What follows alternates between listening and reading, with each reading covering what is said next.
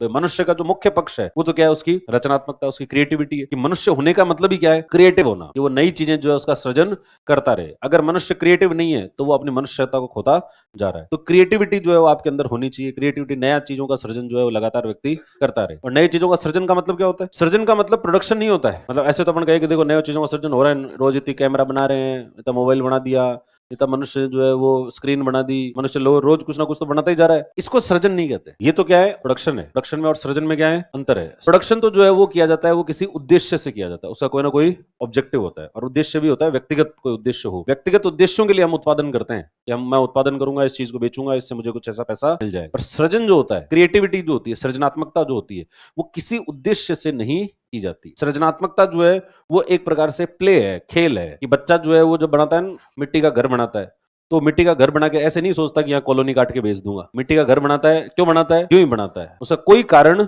नहीं होता। और वो क्यों उसको खत्म कर देता है, उसका भी कोई कारण नहीं होता। बच्चा है, बच्चा लेकर अगर जो आपने पेंटिंग बना रहा है, कोई तीर इधर के उधर खींच दिए, उसने कुछ बना दिया, तो उसका क्या कारण है, किस लिए बनाया गया, उसका कोई उद्देश्य नहीं। सृजनात्मकता वही होती है जिसका कोई उद्देश्य नहीं होता, जो उद्देश्यहीन होती है। इसलिए कहा जाता है कि ये जो संसार है, ये संसार जो है वो जो ईश्वर का उत्पादन नहीं है, ईश्वर का सृजन है। और सृजन का मतलब क्या है, इसका कोई उद्देश्य नहीं है। ये तो भगवान की लीला है, लीला का कोई उद्देश्य नहीं होता। लीला तो यूं ही रची जाती है।